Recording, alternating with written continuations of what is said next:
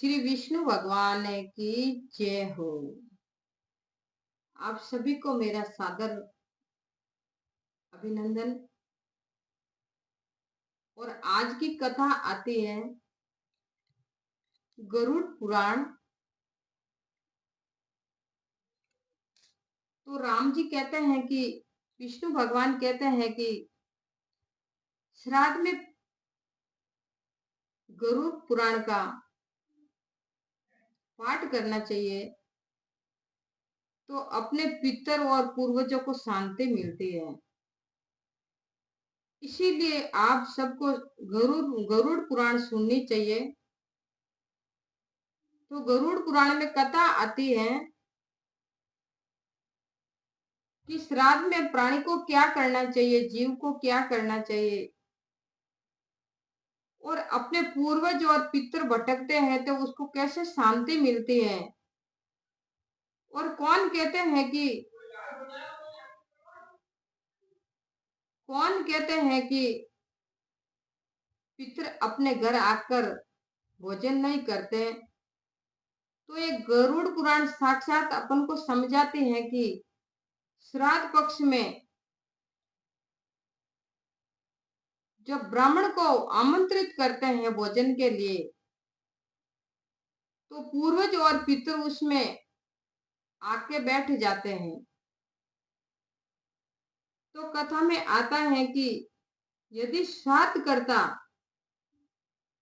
में एक ही ब्राह्मण को निमंत्रित करता है तो उस ब्राह्मण के उदर भाग में पिता और वाम पार्श्व में पितामह और दक्षिण पार्श्व में प्रतिपितामह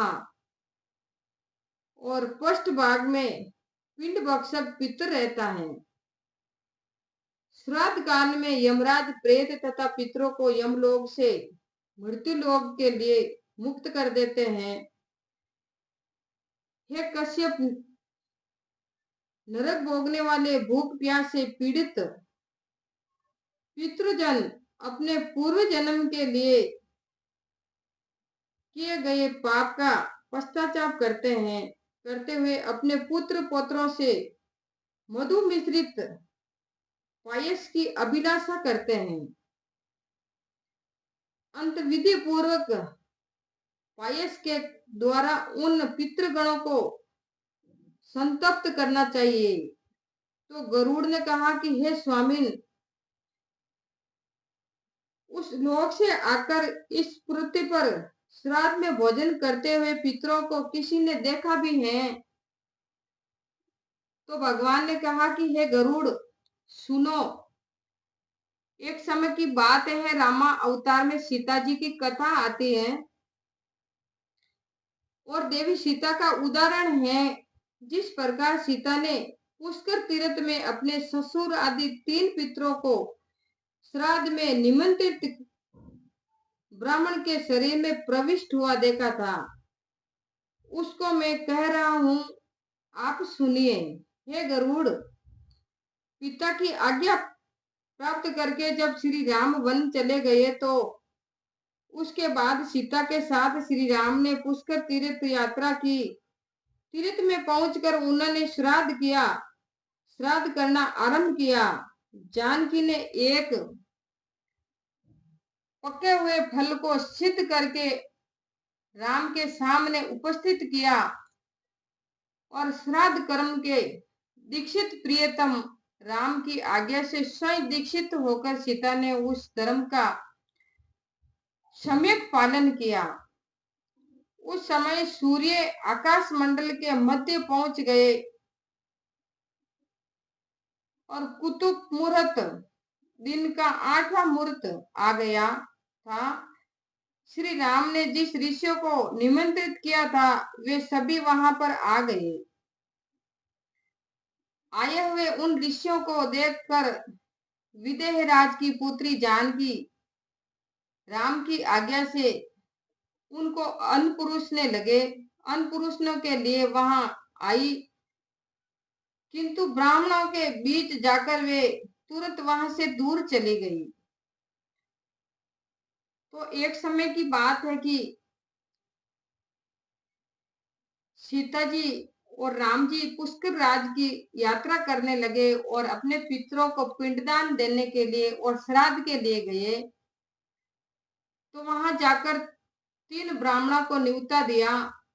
वो 3 ब्राह्मण भगवान राम के और सीता जी के वहां भोजन करने के लिए आए। तो राम जी ने आदेश दिया कि सीता जी ब्राह्मणों को भोजन परोसो। तो सीता जी भोजन परोसने गई तो ब्राह्मणों में क्या देखा कि दशरथ जी की मूर्ति ब्राह्मणों के शरीर में दिखाई दी। तो सीता जी वहां से लज्जित होकर चली गई और लताओं के मध्य छिपकर बैठ गई। सीता एकांत में छिप गई। इस बात को जानकर श्री राम ने यह जाना विचार किया कि ब्राह्मणों के बिना भोजन कराए, साथ ही सीता लज्जा के कारण कहीं चली गई होगी। पहले मैं इन ब्राह्मणों को भोजन करा लूं, फिर उनका अन्वेषण करूंगा। ऐसा विचार कर श्री राम ने स्वयं उन ब्राह्मणों को अपने हाथों से भोजन कराया।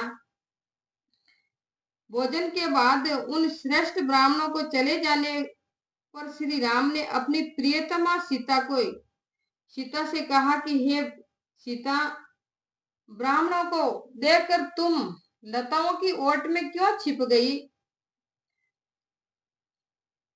हे सीता, तुम इसी का समस्त कारण अविलंब मुझे बताओ।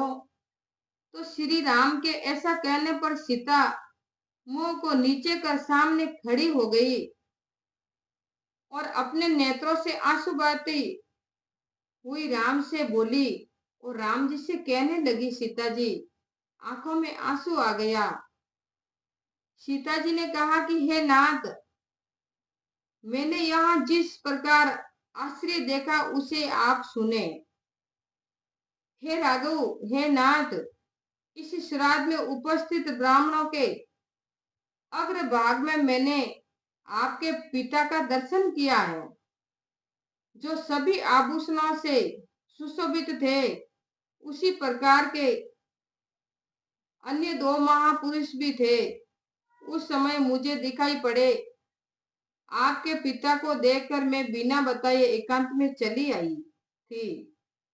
हे प्रभु, वल्कल और मृग चर्म धारण किए हुए मैं कैसे राजा दशरथ के सामने सन्मुख जा सकती थी? हे शत्रु पक्ष के वीरों का विनाश करने वाले प्राणनाथ, मैं आपसे यह सत्य ही कह रही हूँ कि अपने हाथ से राजा को मैं वह भोजन कैसे दे सकती थी, जिसके दासों के भी दास कभी न वैसा भोजन नहीं करते रहे। तृण पात्र में उस अन्न को रख कर मैं कैसे उन्हें जिमाती? तो राम जी के पूछने पर सीता जी ने बताया कि हे नाथ,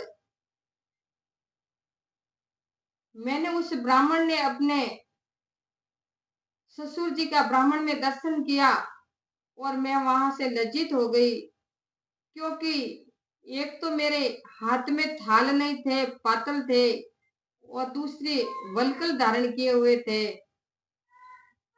तो मेरे ससुर जी राजा थे, वहां के सामने मैं कैसे जाती ऐसा वेश बना के और पातल में भोजन लेके? अन्न को रख कर मैं कैसे उन्हें जाकर देती?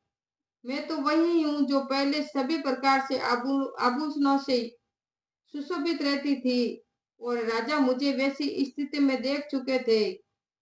आज वही मैं कैसे राजा के सामने जा पाती? तो हे रघुनंदन, उसी से मन में आई हुई लज्जा के कारण मैं वापस हो गई। तो श्री भगवान ने कहा कि हे गरुड़, अपनी पत्नी के ऐसे वचन को सुनकर श्री राम का मन विस्मित हो उठा।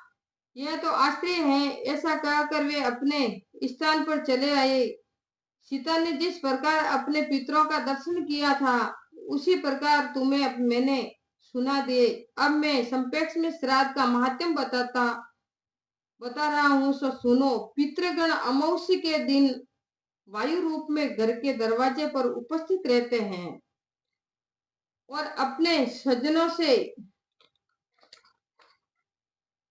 श्राद्ध की अभिलाषा करते हैं। जब तक सूर्य अस्त नहीं हो जाता तब तक वे वहां भूख प्यास से व्याकुल होकर खड़े रहते हैं। तो भगवान गरुड़ जी से कहने लगे कि हे गरुड़, श्राद्ध पक्ष की अमावस के दिन हर घर में और हर प्राणी के परिवार में अपने अपने पितृगण आकर दरवाजे पर खड़े हो जाते हैं और सुबह से संध्या तक वहीं खड़े रहते हैं। सूर्यास्त हो जाने के पश्चात वे निराश होकर दुखित मन से अपने वंशजनों की निंदा करते हैं और लंबी लंबी सांस खींचते हुए अपने अपने लोक को चले जाते हैं। अगर उस दिन अपने अपने पितृगणों को कुछ नहीं देते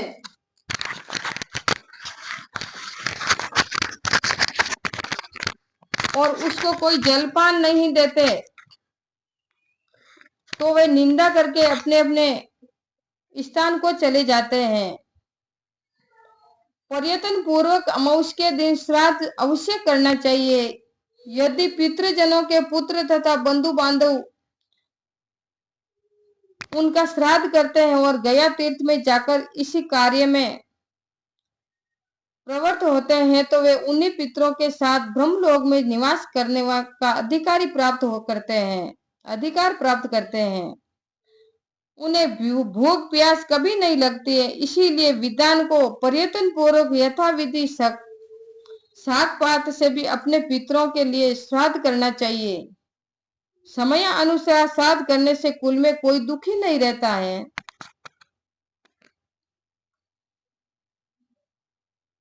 पितरों की पूजा करके मनुष्य आयु पुत्र यश स्वर्ग कीर्ति पुष्टि बल श्री पशु सुख धन धान्य प्राप्त करता है। देव कार्य से भी पृथ्वी कार्य का विषय महत्व है। देवताओं से पहले पितरों को प्रसन्न करना अधिक कल्याणकारी है। जो लोग अपने पितृगण देवगण ब्राह्मण तथा अग्नि की पूजा करते हैं वे सभी प्राणियों की अंतरात्मा में प्रविष्ट मेरी ही पूजा करते हैं। शक्ति के अनुसार विधि पूर्वक श्राद्ध करके मनुष्य ब्रह्म पर्यंत समस्त चराचर जगत को प्रसन्न कर देता है।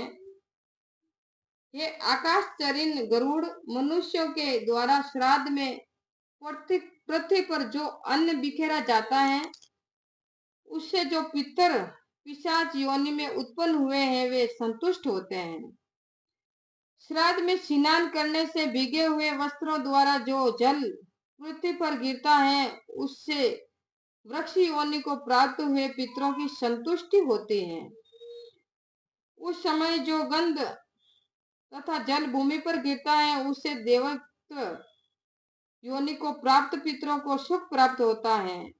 जो पितर अपने कुल से बहिष्कृत है, क्रिया के योग्य नहीं है, संस्कारहीन और विपिन है, वे सभी श्राद्ध में विक्रांत और मार्जन से जल का भक्षण करते हैं। श्राद्ध में भोजन करके ब्राह्मणों के द्वारा आचमन एवं जलपान करने के लिए जो जल ग्रहण किया जाता है उस जल से उन पितरों को संतप्ति प्राप्त होती है।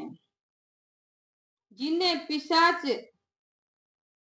कृमि और कीट की योनि मिली है तथा जिन पितरों को मनुष्य योनि प्राप्त हुई है वे सभी पृथ्वी पर श्राद्ध में दिए गए पिंडों में प्रयुक्त अन्न की अभिलाषा करते हैं।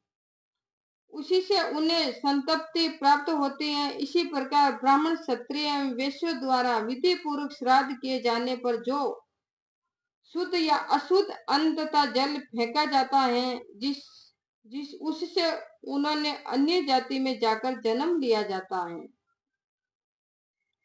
उनकी तृप्ति होती है। जो मनुष्य अन्याय पूर्वक वर्जित किए गए पदार्थों से श्राद्ध करते हैं उस श्राद्ध से नीच योनि में जन्म ग्रहण करने वाले चांडाल पितरों की तृप्ति होती है। हे पक्षीराज, इसी संसार में श्राद्ध के निमित्त जो कुछ भी अन्न धन आदि का दान अपने बंधु बांधवों के द्वारा दिया जाता है, वह सब पितरों को प्राप्त होता है। अन्न जल और शाक पात आदि के द्वारा यथा सामर्थ्य जो श्राद्ध किया जाता है, वह सब पितरों की तृप्ति का हेतु है।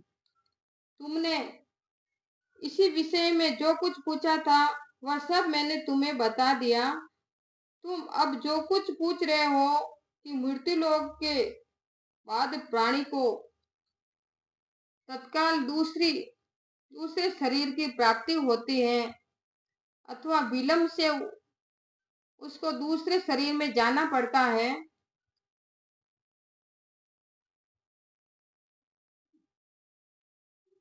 वह मैं तुम्हें संक्षेप में बता रहा हूँ। हे गरुड़,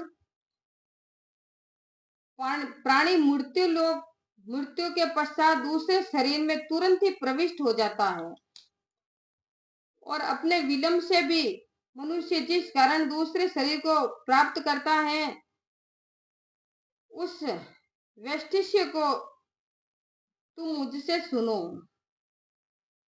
शरीर के अंदर जो धूम रहित ज्योति के आदेश से प्रधान पुरुष जीवात्मा विद्यमान रहता है, वह मृत्यु के बाद तुरंत ही वायव्य शरीर धारण कर लेता है। जिस प्रकार एक तृण का आश्रय लेकर स्थित जोग दूसरे तृण का आश्रय लेने बाद पहले वाले तृण के आश्रय से अपने पैर को आगे बढ़ाता है, उसी प्रकार शरीर पूर्व शरीर को छोड़कर दूसरे शरीर में जाता है। उस समय भोग के लिए वायव्य शरीर सामने ही उपस्थित रहता है। मरने वाले शरीर के अंदर विषय ग्रहण करने वाली इंद्रिया उसके निश्चेष्ट निर्वयापार हो जाने पर वायु के साथ चली जाती है। वह जिस शरीर को प्राप्त करता है उसको भी छोड़ देता है। जैसे स्त्री के शरीर में स्थित गर्भ उसके अनादि कोष से शक्ति ग्रहण करता है और समय आने पर उसे छोड़कर वह बाहर आ जाता है, वैसे ही जीव अपना अधिकार देकर दूसरे शरीर में प्रवेश करता है। उस समय शरीर में प्रविष्ट होते हुए प्राणी के कालक्रम भोजन या गुण संक्रमण की जो स्थिति है, उसे मूर्ख नहीं अपितु ज्ञानी व्यक्ति ही देखते हैं।